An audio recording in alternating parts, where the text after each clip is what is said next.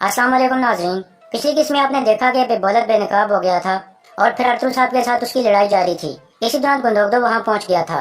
इसके बाद बेबौलत वहां से भाग गया था और उसने दरिया में छलांग लगा दी थी। इसके बाद अरतुल साहब बेबौलत के 3 आदमियों को पकड़कर उमर के बिले में पहुंच गए थे। इसके आगाज में अरतुल साहब कहते हैं, आए बैठे हैं बिलगे खातून। यह सुनकर बिलगे आगे आ जाती है और फिर सरदार वाली सीट पर बैठ जाती है। फिर अरतुल साहब कहते हैं, आपसे उमर के बिले की सरदार बिलगे खातून है। हाकम आला के तौर पर मैं बिलगे खातून को इस कबीले का सरदार बनाता हूँ, आप सब ये जान लें। सिरमा पूछती है, मेरे भाई की लाश कहाँ है अरतुल साहब?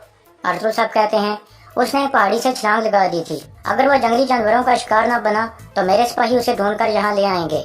फिर जिरगे का एक आदमी कहता है, ये हमारे लिए बहुत शर्म की बात है अरतुल साहब, आपको हक है कि हमें जमीनों से निकाल दें। अरतुल साहब कहते हैं, आपके सरदार की सजा मैं आप लोगों को नहीं देना चाहता, मैं सिर्फ ये चाहता हूँ कि आप इस बिलगे खातून की मुकम्मल अतात करें। फिर अरतुल साहब तुर्गत को कहते हैं, इन तीनों सिपाहियों को बाहर ले जाकर इनको सजाए मौत दे दो।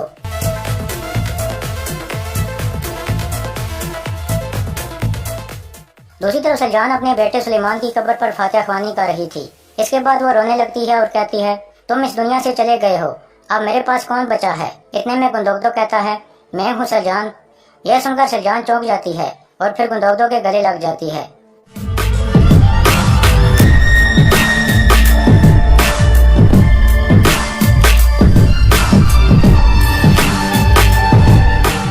फिर गुंदोगदो कहता है, तुमने एक माँ के तौर पर अपनी जिम्मेदारी अच्छे तरीके से निभाई है, अब अपने आंसू साफ कर लो, अल्लाह के हुक्म के आगे हम कुछ भी नहीं कर सकते। सलजान कहती है, मैं उसकी हिफाजत नहीं कर सकी गुंदोगदो, हमने अपना बेटा खो दिया। गुंदोगदो कहता है, एक सिपाही की किस्मत में शहादत होती है, अब हम सुलेमान से जन्नत में मिलेंगे, अपनी मायूसी को खत्म कर दो। इसके बाद गुंदोगदो अपने बेटे की कब्र की तरफ बढ़ता है।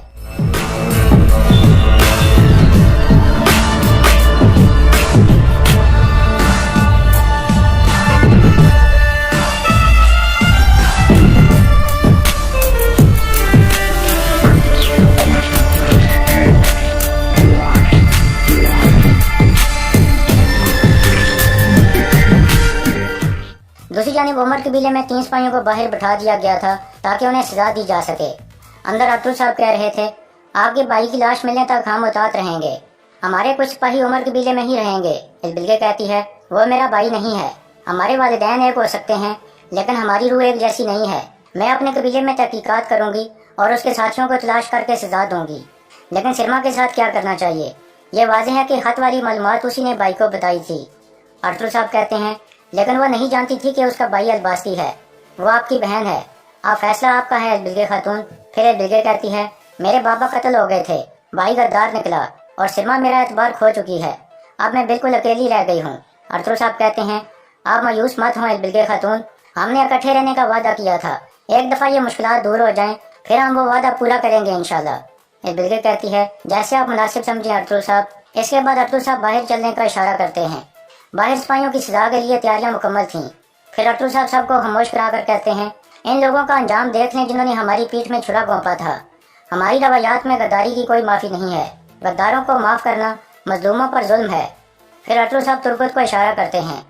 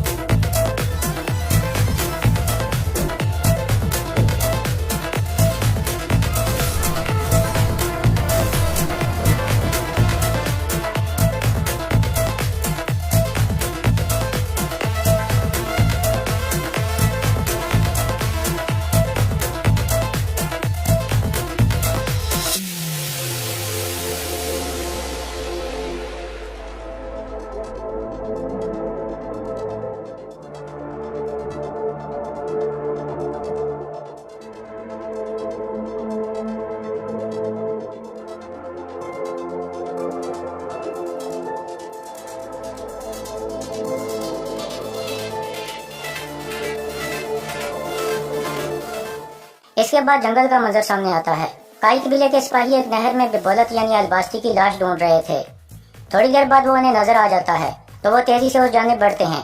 फिर वो उसे उठाकर बाहर निकालने लगते हैं। ऐन उस वक्त उन पर हमला हो जाता है।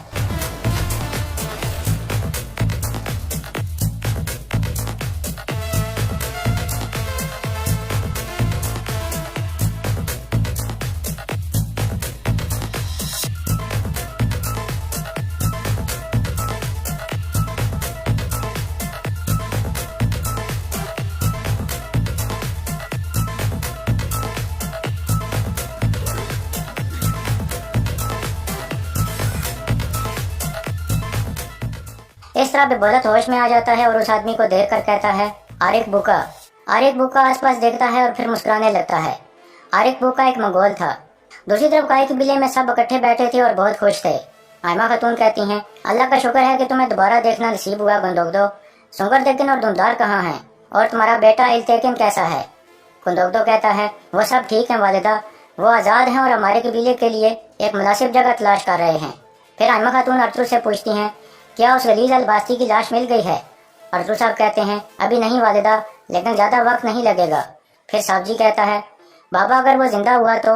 अर्तुल साहब कहते हैं, अब उसके पास कोई ताकत नहीं है साहब जी, साहब जान चुके हैं कि वो कौन है। अगर वो जिंदा भी हुआ तो जल्द या देर से हमारी तलवार का सामना करेगा। इसके बाद अर्तुल साहब सारा वाकया सुनाते हैं कि कैसे उन्होंने बेबौलत को बेनकाब किया था। दूसरी तरफ आरिक बुका के आदमी अलबास्ती को उठाकर एक गार में पहुंच जाते हैं और उसे नीचे लिटा देते हैं। इतने में आरिक बुका भी आ जाता है और उसका मायना करने लगता है। इसके बाद रात का वक्त हो जाता है। आरिक बुका ने उसका तीर निकाल दिया था। फिर वो कहता है, अलबास्ती, मैं कैसे काली रूहों को तुम्हारी जान लेने दे सकता था? अभी हमने बहुत सी जानें लेनी हैं। मैं यहाँ इंतकाम लेने आया हूँ। इसके बाद वो उसे धुआं सुनाने लगता है। दूसरी जानिब उमर के बिले में सिदमा मर्जी खेमे में आकर कहती है, आपने मुझे बुलाया था बाजी। एक बिल्के कहती है, हाँ यहाँ आओ। सिरमा आगे आ जाती है। फिर एक बिल्के कहती है, आज तक तुमने बहुत सी चालें चली हैं और नफरत फैलाई है, और तुम्हारा आखिरी फितना यह था कि तुमने मैंगो से खत लेकर सारी मालूमात भाई को दे दी। सिरमा कहती है, मैंने सोचा था कि वो प्यार वाला खत है बाजी। थप्पड़ मारकर एक बिल्के कहती है, अगर ऐसा भी होता तो फिर भी तुमने वो मालूमात भाई को क्यों बताई? क्या तुम जानती थी कि वो अलबास्ती है? सिरमा कहती है, मैं कसम खाती हूँ कि मैं नहीं जानती थी। मैं पहले ही शर्म महसूस कर रही हूँ। हमारे भाई ने उमर कबीले की बच्ची कुछ इज्जत भी मिट्टी में मिला दी। उसने अपनी लालच के लिए हमारे कबीले को आग में फेंक दिया। मेरे भाई ने मेरी मासूमियत का फायदा उठाया बाजी, मेरा यकीन करो। मेरा कसूर सिर्फ यह था कि मैंने उसकी अताअत की थी। फिर एक बिल्के एक तलवार उठा लेती है और सरदार वाली सीट पर बैठ कर कहती है, अब से तुम मेरी अताअत करोगी। सिरमा आगे आकर उसका हाथ चूम लेती है। फिर एक बिल्के कहती है, अगर तुमने मेरी पीठ पीछे कुछ भी किया तो मैं पूरे कबीले के सामने तुम्हें सजाए मौत दे दूंगी। अब तुम जाओ। यह सुनकर सिरमा बाहर निकल जाती है।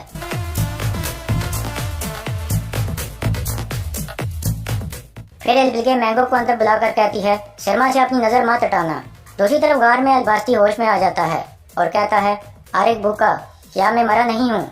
आरिक बुका कहता है, मेरे अबाउजदाद मुकद्दस आदमी थे अलबास्ती। वो लोगों के अंदर से काली रूहों को बाहर निकालते थे। तुम्हारे जिस्म से पानी की काली रूहों को निकालना मेरे लिए बहुत आसान था। अभी आराम करो, हमने बहुत सी बातें करनी है। दूसरी तरफ गाय कबीले में गुंदोगदो कह रहा था, सुल्तान बाइबर्स ने कहा है कि वो खुद अपनी फौज लेकर अनातोलिया आएंगे और उन्होंने मंगोलों के खिलाफ लड़ने के लिए हथियार और सोना देने का भी वादा किया है। अर्तुल साहब कहते हैं, सिर्फ सुल्तान बाइबर्स की मदद हमारे लिए काफी नहीं होगी, बल्कि दूसरी जानिब से बरके खान को भी हमला करना होगा। फिर हम मंगोलों को जाल में फंसा लेंगे। फिर हम उनके सीने में खंजर घोंप सकते हैं। गुंदोगदो कहता है, तो हर चीज का इन्हिसार बरके खान के साथ मायदे पर है। अर्तुल साहब कहते हैं, मर्गन की मालूमात के मुताबिक बरके खान का जसूस कल एक मेहमान खाने में आने वाला है।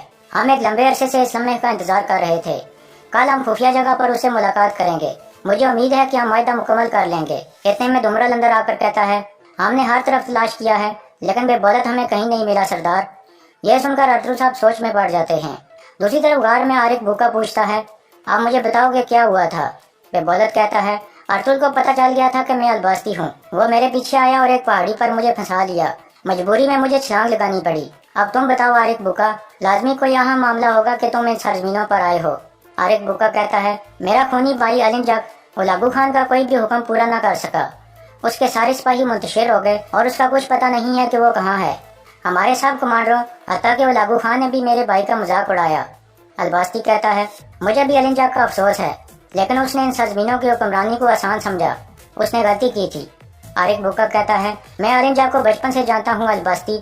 उसने हर मुश्किल को महारत से हल किया, लेकिन जब वो उलागू खान के हुक्म पर इन सरजमीनों पर आया तो उसने हर चीज खो दी। लाजमी कोई चीज उसके खिलाफ जा रही थी। अलबास्ती कहता है, तुम सही कह रहे हो आरिक बुका, इसमें अर्तुल का हाथ है। उसने अलिंजक को उलागू खान के हुक्म पूरे करने से रोका और फिर उसका खात्मा कर दिया। आरिक बुका कहता है, अर्तुल ये सब करने की ताकत नहीं रखता, तुम उसका खात्मा क्यों नहीं कर सके? अलबास्ती कहता है, तुम ऐसा इसलिए कह रहे हो क्योंकि तुम अर्तुल को नहीं जानते। उसने मेरी अपनी ही बहन को मेरे खिलाफ कर दिया। वो हर किसी के साथ मिलकर काम करता है और अब तो उसका भाई गुंदोगदो भी आ गया है। लाजमी वो कोई मनसूबा बंदी कर रहे हैं। अर्तुल को कभी कम मत समझना आरिक बुका। आरिक बुका कहता है, एक मजबूत जिस्म आपको सिर्फ एक आदमी पर फतह दिलाता है, लेकिन एक मजबूत दिमाग 1000 आदमियों पर फतह दिलाता है। अभी तक मैंने 4 खानों, 17 सरदारों और 45 कमांडरों के सर उतारे हैं। अर्तुल के लिए भी मेरे पास जगह मौजूद है। अलबास्ती कहता है, वो हमारी रियासत और मुगलों के खिलाफ लड़ रहा है। ये जान लो कि वो बरके खान के साथ इत्तेहाद में है। यह सुनकर आरिक बुका कहता है, अब मुझे समझ आई है कि वो जासूस यहाँ क्यों आया है। अलबास्ती पूछता है, कौन सा जासूस? आरिक बुका कहता है, बरके खान का एक अहम जासूस इस तरफ आया हुआ है। मैं ये इसलिए जानता हूँ क्योंकि मैं जासूसी ताकतों के सबसे बड़े ओहदे पर फायज हूँ। मैं अच्छे तरीके से जानता हूँ कि हवाएं किस तरफ जाती हैं और परिंदे कहाँ उतरते हैं। ऐसा दिखाई देता है कि वो जासूस अर्तुल से मिलेगा और मैं जानता हूँ कि मुझे क्या करना है। मैं इस बात को यकीनी बनाऊंगा कि हर वो चीज़ मुकम्मल करूँ जिसमें अलिंजक नाकाम हो गया था। मैं उसका नाम साफ कर दूंगा और अर्तुल से हर चीज़ छीन लूंगा, हत्ता कि उसकी रूह भी। अलबास्ती कहता है, उनके कबीले को अपनी मर्जी के मुताबिक चलाने के लिए एक शख्स को मेरे जिंदा होने का पता चलना चाहिए। आरिक बुका पूछता है, कौन है वो? अलबास्ती कहता है, सिरमा।